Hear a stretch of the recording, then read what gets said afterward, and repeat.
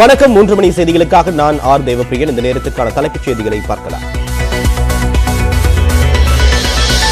தமிழகம் புதுச்சேரியில் தொடங்கியது வடகிழக்கு பருவமழை. கடலூர், விழுப்புரம் உட்பட 14 மாவட்டங்களில் இன்று கனமழை பெய்யும் என்று கணிப்பு. தமிழகத்தில் நாளை மறுதினம் மற்றும் 1ஆம் தேதி மிக கனமழைக்கு வாய்ப்பு. வானிலை ஆய்வு மையம் தகவல். புதுச்சேரியில் கொட்டி தீர்த்த கனமழையால் குடியிருப்பு பகுதிகளை சூழ்ந்த நீர். சிதம்பரம் உள்ளிட்ட பகுதிகளிலும் மழை. மழைநீர் வடிகால் பணிகள் முடிந்தும் நீர் தேங்கினால் அனைவரும் சஸ்பெண்ட். அதிகாரிகளுக்கு தலைமை செயலாளர் இறையன்பு எச்சரிக்கை.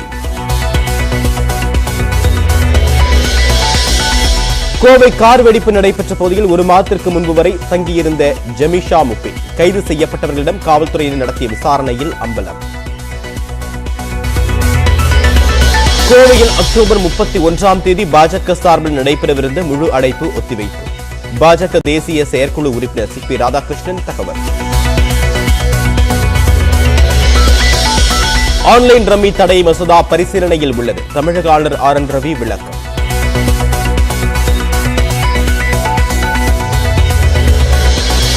திமுக, அதிமுக கட்சிகள் 55 ஆண்டுகளில் எந்த நீர்த்தேக்கத்தையும் செயல்படவில்லை.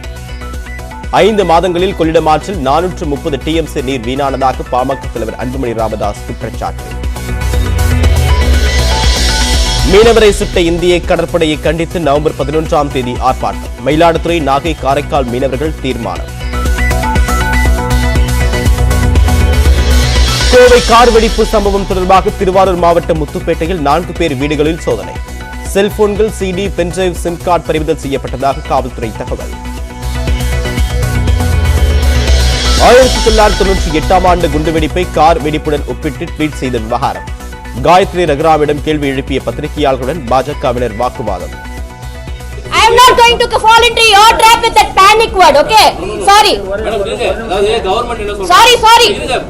I will not answer your question for such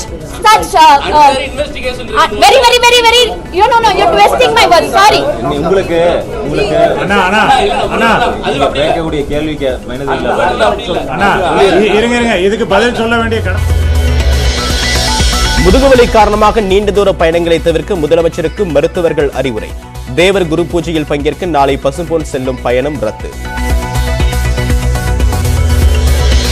Tiruchendur Subramaniya சுவாமி கோவிலில் நாளை சூரசம்ஹாரம். கோவிலில் குவியும் பல்லாயிரம் பக்தர்கள்.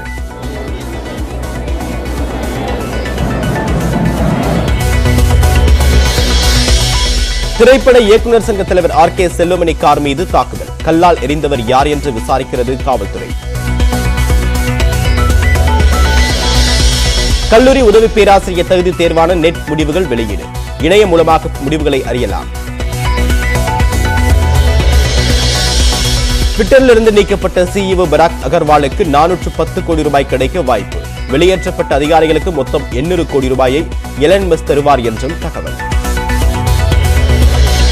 பிலிப்பைன்ஸை புரட்டி போட்ட நால்கே புயலால் 47 பேர் உயிரிழப்பு.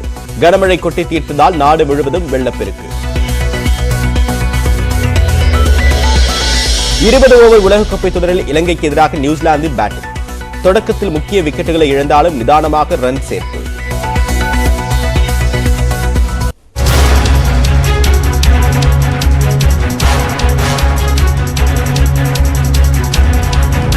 ஆன்லைன் ரம்மி தடை மசோதாவுக்கு இன்னும் ஒப்புதல் அளிக்கவில்லை. தன்னுடைய பரிசீலனையில் இருப்பதாக தற்போது ஆளுநர் மாளிகை தகவல் தெரிவித்திருக்கிறது. கூடுதல் தகவலை நம்முடைய சிறப்பு செய்தியாளர் பாண்டியராஜன் விவரம் என்ன? தேவப்பிரியன், தமிழக ஆளுநர் மிக முக்கியமான தகவல் ஒன்றை வெளியிட்டிருக்கிறார். அதில் ஆன்லைன் ரம்மி தொடர்பான சட்ட மசோதாவிற்கு தான் ஒப்புதல் அளித்து வருவதாக சில ஊடகங்களில் செய்தி வெளியாகி இருப்பதாகவும் அது முற்றிலும் தவறான தகவல் என்று தெரிவித்தார். மேலும் ஆன்லைன் ரம்மி குறித்தான அவசர சட்டத்திற்கு தமிழ்நாடு அரசு தன்னிடம் அனுமதி கோரியதாகவும் மேலும் முறையான சட்டத்தை தாக்கல் செய்வதற்கு அனுமதி கோருவது ஒரு வழக்கமான நடைமுறையே என்று அந்த நடைமுறைதான் பின்பற்றப்பட்டிருக்கிறது. மேலும் அவசர சட்ட மசோதாவானது தற்போது வரை பரிசீலனையில் இருப்பதாகவும் தமிழக ஆளுநர் R.N. ரவி தெரிவித்திருக்கிறார். ஏற்கனவே கடந்த செப்டம்பர் 29ஆம் தேதி நடைபெற்றிருந்த அமைச்சரவை கூட்டத்தில் ஆன்லைன் ரம்மி தொடர்பான அவசர சட்டத்திற்கு அமைச்சரவை கூட்டமானது ஒப்புதல் அளித்திருந்தது. நடைபெற்றிருந்த கடந்த சில வாரங்களுக்கு முன்பாக நடைபெற்றிருந்த தமிழக சட்டப்பேரவை கூட்டத்தொடரில் அந்த ஆன்லைன் ஆன்லைன் ரம்மி உள்ளிட்ட விளையாட்டுகளுக்கு தடை செய்வதற்கான சட்ட மசோதாவானது ஒருமனதாக அவையில் தாக்கல் செய்யப்பட்டு நிறைவேறியது. அதனைத் தொடர்ந்து ஆளுநருடைய ஒப்புதலுக்காக அனுப்பி வைக்கப்பட்டிருந்த நிலையில் அந்த மசோதாவானது பரிசீலனையில் தற்போது வரை இருக்கக்கூடிய நிலையில் இன்றைய காலை சில ஊடகங்கள் ஆளுநர் அதற்கு ஒப்புதல் அளித்துவிட்டதாக தகவல் தெரிவித்த செய்திகளை வெளியிட்டிருந்தன. இதனைத் தொடர்ந்து தற்பொழுது ஆளுநர் மாளிகையில் இந்த விளக்கமானது வெளியாகிருக்கிறது. ஏற்கனவே குறிப்பிட்டது போல கடந்த அக்டோபர் 19ஆம் தேதி நடைபெற்றிருந்த சட்டசபை கூட்டத்தில் ஆளுநர் ஆன்லைன் விளையாட்டுகளை ஒழுங்குபடுத்துதல் மற்றும் ஆன்லைன் ரம்மி உள்ளிட்டங்களை தடை செய்வதல் தொடர்பான ஒரு அவசர சட்ட மசோதாவானது நிறைவேற்றம் செய்யப்பட்டு அனுப்பப்பட்டிருந்தது. அந்த மசோதாவிற்கு தற்போது வரை ஆளுநர் ஒப்புதல் அளிக்கவில்லை என்றும் இது தொடர்பான பரிசீலனையானது தொடர்ந்து இருப்பதாகவும் தற்போது ஆளுநர் வெளியிட்டிருக்கக்கூடிய செய்தியானது வெளியாகிருக்கிறது. உங்களுடைய விரிவான தகவலுக்கு நன்றி பாண்டியராஜ்.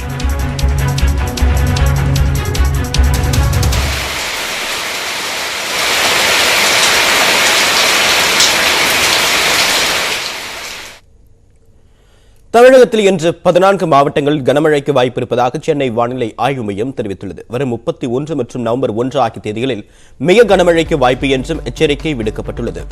வடகிழக்கு பருவமழை தமிழகம், புதுச்சேரி, காரைக்கால் மற்றும் தெற்கு ஆந்திர கடலோர பகுதிகளில் இன்று தொடங்கியுள்ளது. அதோடு தென்மேற்கு வங்கக்கடல் மற்றும் அதனை ஒட்டி இலங்கை பகுதிகளில் வளிமண்டல கீழடுக்கு சுழற்சி நிலவுவதாக வானிலை ஆய்வு மையம் தெரிவித்துள்ளது.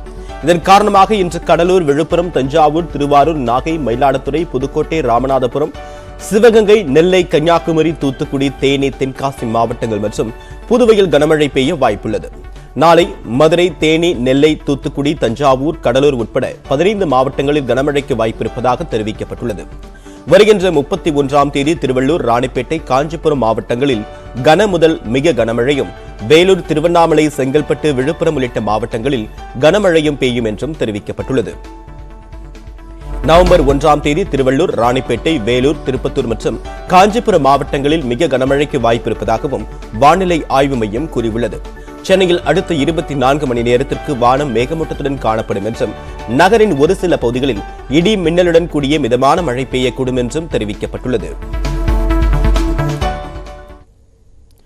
சென்னையில் மழைநீர் வடிகால் தூர்வாரக்கூடிய பணிகள் முடிந்த பிறகும் மழைநீர் தேங்கினால் சம்பந்தப்பட்ட அதிகாரிகள் அனைவரும் பணியிடை நீக்கம் செய்யப்படுவார்கள் என்று தலைமை செயலாளர் இறையன்பு எச்சரித்துள்ளார்.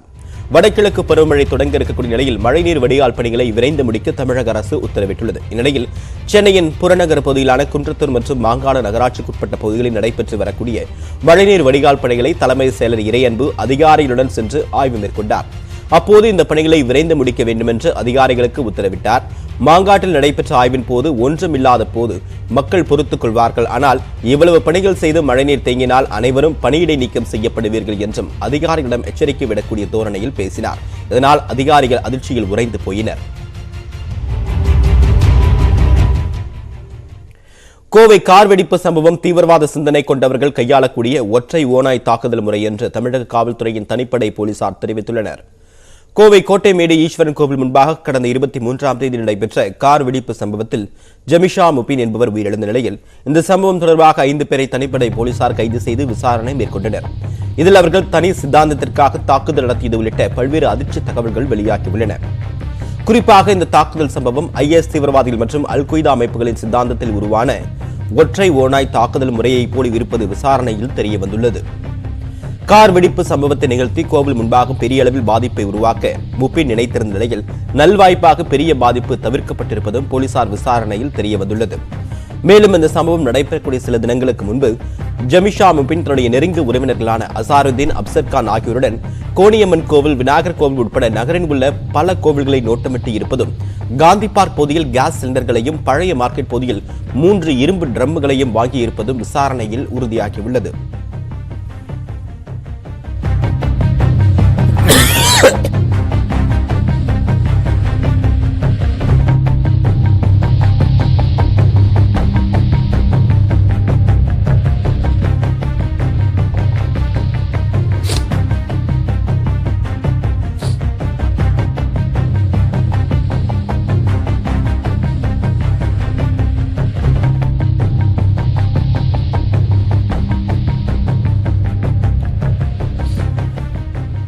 அத்துடன் 3 ட்ரம்களில் வெடிமருந்துகளுடன் ஆணி, கோலி குண்டு உள்ளிட்டவற்றை நிரப்பி காரில் வைத்துக் கொண்டு ஜமீஷா முபின் காரை கோவில் முன்பாக நிறுத்தி சிலிண்டரிலிருந்து கேஸை திறந்துவிட்டு தாக்குதல் நடத்தி இருக்கக்கூடும் என்றும் காவல்துறையினர் சந்தேகிக்கின்றனர்.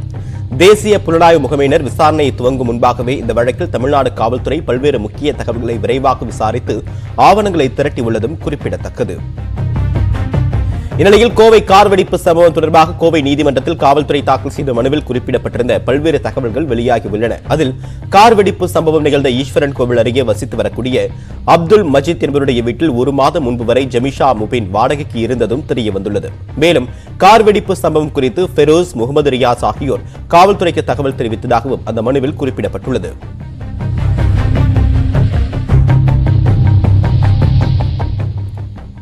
கோவை கார் வெடிப்பு சம்பவம் தொடர்பாக திருவாரூர் மாவட்டம் முத்துப்பேட்டையில் 4 நபர்களின் வீடுகளில் போலீசார் சோதனை மேற்கொண்டனர். கோவை கோட்டைமேடு பகுதியில் நிகழ்ந்த கார் வெடிப்பு சம்பவத்தை தொடர்ந்து ஏற்கனவே கண்காணிப்பு வளையத்திற்குள் இருந்து வரக்கூடிய நபர்களின் வீடுகளில் போலீசார் சோதனை மேற்கொண்டு வருகின்றனர். அதன் ஒரு பகுதியாக திருவாரூர் மாவட்டம் முத்துப்பேட்டையில் அசாருதீன், சர்ஜித், ரிஸ்வான், இந்தியாஸ் ஆகிய 4 நபர்களின் வீடுகளில் 30க்கும் மேற்பட்ட போலீசார் சோதனை மேற்கொண்டனர். இந்த சோதனையின் போது 4 நபர்களின் வீடுகளிலிருந்து செல்போன்கள் கைப்பற்றப்பட்டுள்ளன. மேலும் அசாருதீன் என்பவருடைய வீட்டிலிருந்து CD drive, pen drive, SIM card ஆகியவை பறிமுதல் செய்யப்பட்டுள்ளன. இவற்றை ஆய்வுக்குட்படுத்த போலீசார் திட்டமிட்டுள்ளனர். இந்த 4 நபர்களுக்கு சொந்தமான இடங்களில் தேசிய பாதுகாப்பு படையினர் ஏற்கனவே சோதனை மேற்கொண்டு அவர்கள் மீது வழக்குப்பதிவும் செய்யப்பட்டுள்ளது. எனவே கோவை கார் வெடிப்பு சம்பவத்தில் ஈடுபட்டவர்களுக்கும் இவர்களுக்கும் தொடர்புள்ளதா என்ற கோணத்தில் முத்துப்பேட்டை டிஎஸ்பி விவேகானந்தன் தலைமையில் காவல்துறையினர் சோதனையை தொடங்கியுள்ளனர்.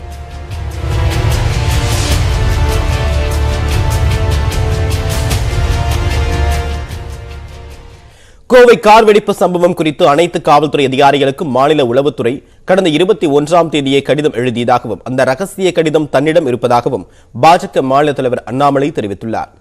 பிரதமர் நரேந்திர மோடி குறித்த புத்தகத்தின் அறிமுக விழா சென்னையில் நடைபெற்றது. நிகழ்ச்சியில் மத்திய இணையமைச்சர் ஜிதேந்தர் சிங், பாஜக மாநில தலைவர் அண்ணாமலை உள்ளிட்டோர் கலந்து கொண்டனர். அதைத் தொடர்ந்து செய்தியாளர் பேசிய அண்ணாமலை, கோவை கார் வெடிப்பு சம்பவத்தை கண்டித்து போராட்டம் நடத்துவதா அல்லது வேண்டாமா என்பது குறித்து கோவை மாவட்ட பாஜகவினரே முடிவெடுக்க வேண்டும் என்றார். ஆனால் தான் போராட்டத்திற்கு அழைப்பு விடுத்ததாகவும் அதற்கு தடை கோரி உயர்நீதிமன்றத்தில் வழக்கு தொடரப்பட்டதாகவும் கூறினார். எனவே இந்த மனுவை தள்ளுபடி செய்ய வேண்டும் என்று பாஜக சார்பில் வாதிட்டதை திரித்து செய்தி வெளியிடப்பட்டிருப்பதாகவும் சாடியுள்ளார். தற்போது கோவையில் இயல்பு நிலை திரும்பி இருக்கக்கூடிய நிலையில் முழு அடைப்பு வேண்டாம் என்று சில சங்கங்கள் தனக்கு கோரிக்கை விடுத்ததாகவும் அவர் கூறினார். மேலும் கோவையில் முழு அடைப்பு நடத்தும்படி பாஜக மாநில தலைமை அழுத்தம் தரவில்லை என்றும் கார் வெடிப்பு சம்பவத்தை தேசிய புலனாய்வு முகமை விசாரிக்க மாநில அரசு உத்தரவிடவில்லை என்றால்தானே மக்களை திரட்டி போராட்டம் நடத்தியிருப்பேன் என்றும் அண்ணாமலை தெரிவித்தார். கோயம்புத்தூர் மாவட்ட தலைவர், அங்கே இருக்கக்கூடிய தலைவர்கள் அவர்களுடைய முடிவு, இது பந்து நடத்துமா, நடத்தப்பட வேண்டுமா, வேண்டாமா என்பதை அவர்கள் முடிவு செய்ய வேண்டும். அவர்கள் காவல்துறையை அணுக வேண்டும். தொடர்ந்து பேசிய அண்ணாமலை, கோவை கார் வெடிப்பு சம்பவம் குறித்து மத்திய உள்துறை அமைச்சகம் தமிழக அரசுக்கு முன்கூட்டியே கடிதம் எழுதியதாகவும் அந்த கடிதம் மீது மாநில காவல்துறை உயர் அதிகாரிகள் நடவடிக்கை எடுக்க காலம் தாழ்த்தியதாகவும் குற்றம் சாட்டினார். இந்த ரகசிய கடிதத்தின் மீது முதலமைச்சர் என்ன நடவடிக்கை எடுத்தார் என்றும் அண்ணாமலை கேள்வி எழுப்பியுள்ளார். 18ஆம் தேதி மத்திய உள்துறை தமிழ்நாடு அரசுக்கு ஸ்பெசிபிக்கா அலர்ட் கொடுத்தாங்க. 18ஆம் தேதி நம்முடைய மாநிலத்தில் இருக்கக்கூடிய காவல்துறை அதிகாரிகள் 18ஆம் தேதி எந்த ஆக்ஷன் எடுக்கல, 19ஆம் தேதி எந்த ஆக்ஷன் எடுக்கல, 20ஆம் தேதி எந்த ஆக்ஷன் எடுக்கல. 21ஆம் தேதி சாயங்காலம் மாநிலத்தினுடைய உளவுத்துறை மத்திய அரசு கொடுத்த அந்த ரிப்போர்ட்டை எடுத்து அதற்கு மேல இவங்க சில விஷயங்களை எழுதி 21ஆம் தேதி சாயங்காலம் மாநிலத்தில் இருக்கக்கூடிய அனைத்து காவல்துறை எஸ்பிக்களுக்கு மாநிலத்தினுடைய உளவுத்துறை அந்த கடிதத்தை எழுதியிருக்காங்க. தமிழகத்தினுடைய டிஜிபி அந்த மாதிரி அலர்ட் வரலைங்கிறாரு. தமிழகத்தினுடைய கோயம்புத்தூருடைய கமிஷனர் அலர்ட் வரலைங்கிறாரு. ஆனா தமிழகத்தினுடைய உளவுத்துறை அவங்க எல்லா காவல்துறை அதிகாரிகளுக்கு 21ஆம் தேதி சாயங்காலம் எழுதின லெட்டர் எங்கிட்ட இருக்கு. கோவை கார் வெடிப்பு சம்பவத்தில் அமைச்சர் செந்தில் பாலாஜியின் கருத்து குறித்து கேள்வி எழுப்பிய செய்தியாளர்களை பாஜக மாநில தலைவர் அண்ணாமலை கடுமையாக விமர்சித்தது சர்ச்சையான நிலையில் தற்போது திமுக ஐடி விங் அந்த வீடியோவை திருத்தி வெளியிட்டிருப்பதாக அண்ணாமலை விளக்கமளித்துள்ளார். மரத்து மேல குரங்கு தவற மாதிரி எல்லாம் சுத்தி வரீங்களா? என்னது? நான் உங்கள்கிட்ட என்ன சொன்ன, ஒரு நிமிஷம் சாப்பிட போகும்போது என்ன சொல்லிட்டு போறேன், சாப்பிட போகும்போது என்ன சொல்லிட்டு மரியாதையா நின்று நீங்க எல்லாம் சாப்பிடுங்கன்னு சொல்லிட்டு போனா ஊர்ல நாய் பேய் சாராய விற்கிறவன் சொல்றதெல்லாம் கேட்பா, அதெல்லாம் பதில் சொல்லணும். அவரு கிட்டத்தட்ட இந்த வீடியோ பாத்தீங்கன்னா தெரியும், தொடர்ந்து மைக்க நீட்டிக்கிட்டே இருந்தாங்க. அதில் எங்களுடைய வயதான காரியகர்த்தரோடு பேச முடியவில்லை, தொண்டர்களோடு பேச முடியவில்லை. அந்த நேரத்திலே நான் பத்திரிகை குறிப்பாக அந்த 2 சகோதரர்களை பார்த்து சொன்னேன், இதை போல நீங்கள் குதித்துக் கொண்டிருந்தால் எப்படி நான் பதிலளிக்க முடியும்? நான் தான் பேச மாட்டேன் என்று சொல்லியிருக்கின்றேன். நீங்களும் அதை கேட்டுவிட்டு உணவருந்து விட்டு செல்லியிருக்கின்றீர்கள். வற்புறுத்தக்கூடாது என்று தெளிவாக சொல்லியிருக்கிறேன். அதை எப்படி திமுகவுடைய ஐடி விங்கு வேலை இல்லாதவர்கள், மக்களுடைய வெறுப்பை சம்பாதிக்கக்கூடிய திமுகவுடைய அமைச்சர்கள் அதிலே ஒரு பகுதியை மட்டும் வழக்கும்போல் எடுத்துவிட்டு அண்ணாமலை அவர்கள் பத்திரிகையாளர்களை குரங்கு என்று சொன்னார் என்று இது புதுவிதமாக இருக்கிறது. நான் கற்றுக்கொண்ட தமிழிலே அதை போல் இல்லை. இனி அடுத்ததாக விரைவுச் செய்திகளை பார்க்கலாம். ஆவி நிறுவனம் மூலம் தீபாவளி பண்டிகைக்கு இந்த ஆண்டு 116 கோடி ரூபாய்க்கு இனிப்புகள் விற்பனை செய்யப்பட்டிருக்கிறது. தீபாவளி பண்டிகைக்காக ஆவின் நிறுவனம் சார்பில் பல்வேறு புதிய வகை இனிப்புகள் அறிமுகம் செய்யப்பட்டுள்ளன. ஏற்கனவே உள்ள 275 பால் இனிப்பு வகை பொருட்களுடன் நெய் பாதுஷா, கருப்பட்டி அல்வா, நட்ஸ் அல்வா, காஜி கட்லி உள்ளிட்டவற்றுடன் புதிதாக 9 இனிப்பு வகைகள் அறிமுகப்படுத்தப்பட்டுள்ளன. இந்த ஆண்டு 200 கோடி ரூபாய்க்கு ஆவின் இனிப்புகள் விற்பனை செய்ய இலக்கு நிர்ணயிக்கப்பட்டிருந்த நிலையில் 116 கோடி ரூபாய்க்கு விற்பனை செய்யப்பட்டிருப்பதாக தெரிவிக்கப்பட்டுள்ளது. கடந்த ஆண்டை காட்டிலும் இந்த ஆண்டு 40% விற்பனை அதிகரித்திருப்பதாக ஆவின் நிறுவனம் தெரிவித்துள்ளது. கடலூர் மாவட்டம் பண்ருட்டி அருகே கோயில் குடமுழுக்கில் 2 தரப்பினர் மோதிக்கொண்டதில் ஒரே குடும்பத்தைச் சேர்ந்த 7 பேர் காயமடைந்தனர். திருவதிகை செட்டிப்பட்டறையைச் சேர்ந்த விசிக நகர செயலர் கார்த்திகேயனுக்கும் திமுக நிர்வாகி அருண்குமாருக்கும் தேர்தல் முன்பகை இருந்துள்ளது. அந்த பகுதியில் உள்ள அம்மன் கோயிலில் குடமுழுக்கு விழா நடந்த நிலையில் 2 தரப்புக்கும் இடையே ஏற்பட்ட தகராறு மோதலாக மாறியது. இதில் ஒரே குடும்பத்தைச் சேர்ந்த 7 பேர் காயமடைந்தனர். இது தொடர்பான விசாரணையில் 13 பேர் மீது வழக்கு பதிவு செய்யப்பட்டதில் விசிக கவுன்சிலர் கார்த்திகேயன் உள்ளிட்ட 4 பேரை போலீசார் கைது செய்தனர். விழுப்புரம் பொறுப்பு காவல் கண்காணிப்பாளர் ஸ்ரீநாதா நேரில் விசாரணை மேற்கொண்டார். பதற்றமான சூழல் நிலவுவதால் அந்த பகுதியில் போலீசார் குவிக்கப்பட்டுள்ளனர். சூரியன் சிரிப்பது போன்ற புதிய வினோத படத்தை நாசா வெளியிட்டுள்ளது. இது தொடர்பாக நாசா ட்விட்டர் பக்கத்தில் வெளியிட்டுள்ள புகைப்படத்தில் செல்போன் எமோஜி போல சூரியன் சிரிப்பது போன்ற படம் இடம்பெற்றுள்ளது. இந்த வினோத நிகழ்வுக்கு காரணம் என்னவென்றும் நாசா விளக்கியுள்ளது. அதன்படி சூரியனிலிருந்து அதிவேகமாக காற்று வெளியேறுவதற்கான பகுதிகள் கொரோனல் துளைகள் என்று அழைக்கப்படுவதாகவும் இந்த துளைகள் தற்செயலாக மனிதனின் கண்கள் மற்றும் புன்னகை சிந்தும் வாய்ப்போல தோன்றியுள்ளதாகவும் தெரிவிக்கப்பட்டுள்ளது. அல்ட்ரா வயலட் ஒளியில் கருப்பாக இந்த கொரோனல் துளைகள் தெரியும் என்றும் கரோனல் துளை என்பது சூரிய ஒளியில் குளிர்ச்சியான பகுதி என்றும் நாசா கூறியுள்ளது. ட்விட்டர் விதிகளை மறுசீரமைப்பதற்கான குழு அமைக்கப்பட்டுள்ளதாக எலான் மஸ்க் அறிவித்துள்ளார். பயனாளர்களை கவரும் வகையில் புதிய அம்சங்களை சேர்ப்பது குறித்தும் இந்த குழு ஆராயும் என்று தெரிவிக்கப்பட்டுள்ளது. மேலும் சுமார் 24 கோடி ட்விட்டர் கணக்குகள் மூலம் நாள்தோறும் பகிரப்படும் கருத்துக்களை கண்காணிப்பது மற்றும் வெறுப்பு பேச்சுக்களை தடுத்து நிறுத்துவது குறித்த விதிகள் மாற்றி அமைக்கப்படும் என்று கூறப்படுகிறது. இந்த குழு விதிகளை இறுதி செய்த பின்னரே ட்விட்டரில் இருந்து நீக்கப்பட்ட அமெரிக்க முன்னாள் அதிபர் டிரம்ப் மீண்டும் இணைக்கப்படுவது குறித்து முடிவெடுக்கப்படும் என்ற தகவல் வெளியாகியுள்ளது.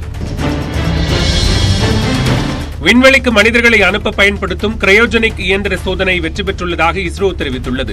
நெல்லை மாவட்டம் மகேந்திரகிரி விண்வெளி ஆராய்ச்சி மையத்தில் ககன்யான் திட்டத்தின்படி விண்வெளிக்கு மனிதர்களை அனுப்பும் ராக்கெட்டில் பயன்படுத்தப்படும் கிரையோஜெனிக் இயந்திரத்தின் பரிசோதனை நடைபெற்றது. இதில் கிரையோஜெனிக் எந்திரத்தின் பரிசோதனை 28 வினாடிகள் நீடித்தது.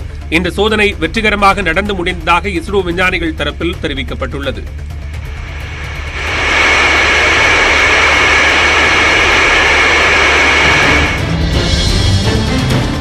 மதுரை மாவட்டம் திருமங்கலம் அருகே உள்ள செட்டிக்குளம் அரசு உதவி பெறும் தொடக்கப்பள்ளி கட்டிடத்தை சீரமைக்க வலியுறுத்தி 3 மாதங்களாக பிள்ளைகளை பெற்றோர் பள்ளிக்கு அனுப்ப மறுத்து வருகின்றனர். 56 மாணவர்கள் பயிலும் இந்த பள்ளியில் 2 ஆசிரியர்கள் மட்டுமே இருந்தனர். மாணவர்கள் பள்ளிக்கு வராததால் அந்த ஆசிரியர்களும் வேறு பள்ளிக்கு சென்று விட்டனர். இதனால் தன்னார்வலர்களை வைத்து மரத்தடியில் தற்காலிகமாக பிள்ளைகளுக்கு பாடம் சொல்லிக் கொடுக்க பெற்றோர் ஏற்பாடு செய்துள்ளனர். இதுகுறித்து பள்ளி நிர்வாகத்திடம் கேட்டபோது பள்ளியை சீரமைக்க சில காலம் ஆகும் என்பதால் மாற்றுச் சான்றிதழ் பெற்று அருகில் உள்ள அரசு பள்ளிகளில் மாணவர்களை சேர்க்க பெற்றோருக்கு அறிவுறுத்தியதாக தெரிவிக்கப்பட்டது. பள்ளி கட்டடம் இடிஞ்சு போன நிலைமையில இருக்கு. உயிருக்கு உத்தரவாதம் இல்லாமல் இருக்காங்க. எங்க ஊர் குழந்தைகள் படிப்பு இப்ப கேள்விக்குறியா இருக்கு. அரசு அதிகாரிகிட்ட பள்ளி நிர்வாகத்திடம் பல முறை கோரிக்கையை வச்சுட்டோம், போராடிட்டோம். இது வரைக்கும் எந்த நடவடிக்கையும் எடுக்கல. பள்ளியை சீரமைக்கிறதுக்கான நடவடிக்கையும் எதுவுமே எடுக்கல.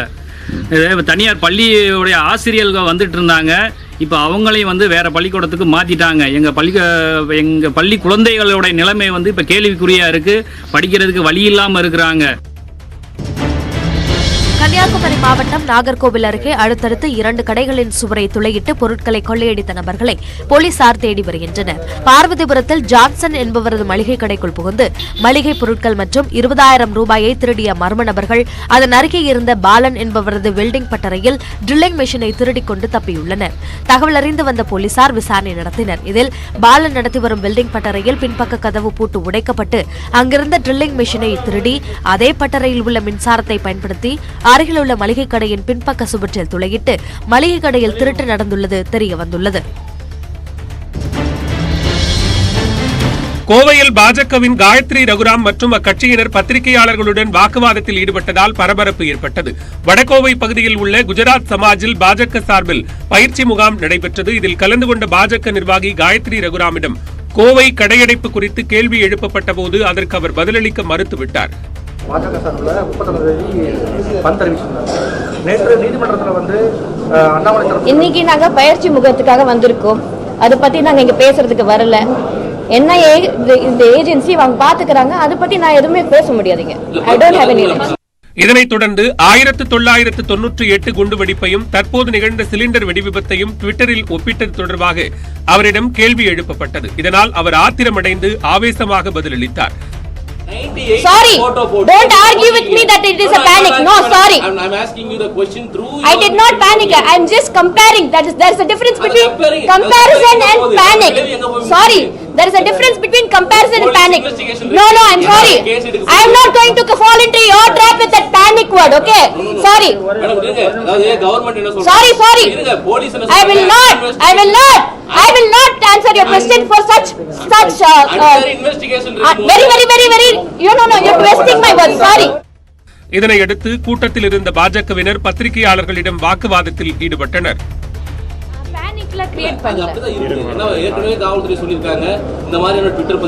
இந்த பேனிக் என்ற வார்த்தை நீங்க தான் யூஸ் பண்ணீங்க. நான் பேனிக் ஆகுங்கன்னு யார் சொல்லல. இது நீங்க தான் கிரியேட் பண்றீங்க இந்த பேனிக்க. ஓகேங்களா? உங்கள மாதிரி பத்திரிகையாளர்கள் தான் இந்த பேனிக்க கிரியேட் பண்றது. நான் அவ்வளவுதான் நான் சொல்றேன். What is my heading there? What is my heading there? It makes people to panic. How? Unless and until you tell that word, it is a panic. Tirupati Ezhumalaiyan கோயிலில் இலவச தரிசனத்தில் செல்லும் பக்தர்களுக்கு நாளை மறுநாள் முதல் தேதி நேரம் குறிப்பிடப்பட்ட டோக்கன்கள் வழங்கப்படும் என்று தேவஸ்தான நிர்வாகம் அறிவித்துள்ளது. திருப்பதியில் உள்ள பூதேவி காம்ப்ளெக்ஸ், சீனிவாசம் மற்றும் ரயில் நிலையம் அருகே உள்ள கோவிந்தராஜசாமி சத்திரம் ஆகிய இடங்களில் டோக்கன்கள் வழங்கப்படும் என்று தெரிவிக்கப்பட்டுள்ளது. வாரத்தில் சனி, ஞாயிறு, திங்கள் மற்றும் புதன்கிழமைகளில் 25,000 டோக்கன்களும் இதர நாட்களில் 15,000 டோக்கன்களும் வழங்க திட்டமிடப்பட்டுள்ளது. மேலும் சோதனையின் அடிப்படையில் விஐபி தரிசன நேரத்தை வரும் டிசம்பர் 1ஆம் தேதி முதல் காலை 8 மணியாக மாற்றவும் அறங்காவலர் குழு முடிவு செய்துள்ளது. சீனாவில் கட்டப்பட்டுள்ள கேபிள் பாலம் பலரையும் வியக்க வைத்துள்ளது. சோங்கிங் நகரில் பள்ளத்தாக்கு பகுதியில் 300 மீட்டர் உயரத்தில் இந்த பாலம் கட்டப்பட்டுள்ளது. மலைகளுக்கிடையே 245 மீட்டர் நீளத்திற்கு கம்பிகளை கொண்டு வடிவமைக்கப்பட்டுள்ளது. பிரம்மாண்டமாக காட்சியளிக்கும் இந்த பாலத்தின் கட்டுமான பணிகள் 4 மாதங்களில் முடிக்கப்பட்டுள்ளன. இந்த பாலத்தில் கார்கள், கட்டுமான பொருட்களை எடுத்துச் செல்லும் வாகனங்கள் என 40 டன் எடையுள்ள வாகனங்கள் பயணிக்கலாம் என்று தெரிவிக்கப்பட்டுள்ளது. இந்த பாலத்தின் மூலம் 20 கிலோமீட்டர் சுற்றிச் செல்ல வேண்டிய தூரத்தை 245 மீட்டரில் கடந்துவிட முடியும் என்பது குறிப்பிடத்தக்கது.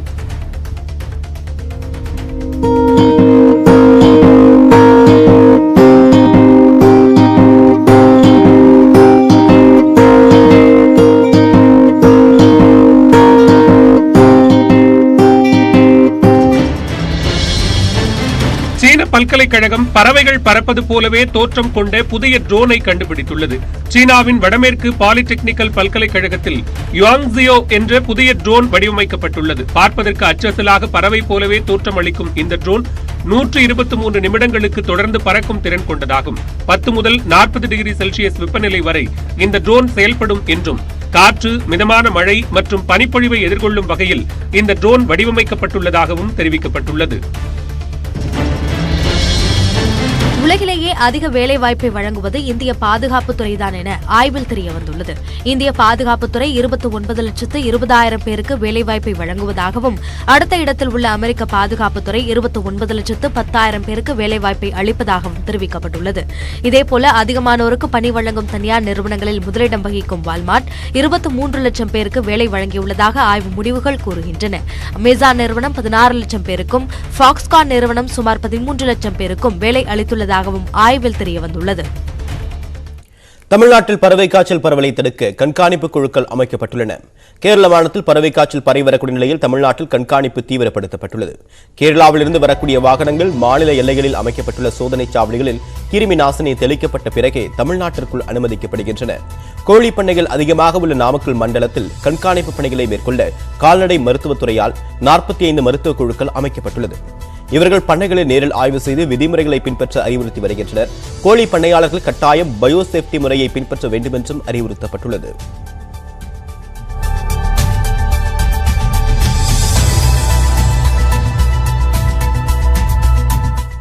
மேலும் அண்மை செய்திகளுக்கு தொடர்ந்து இணைந்திருங்கள். இது உங்கள் நியூஸ் 18 தமிழ்நாடு.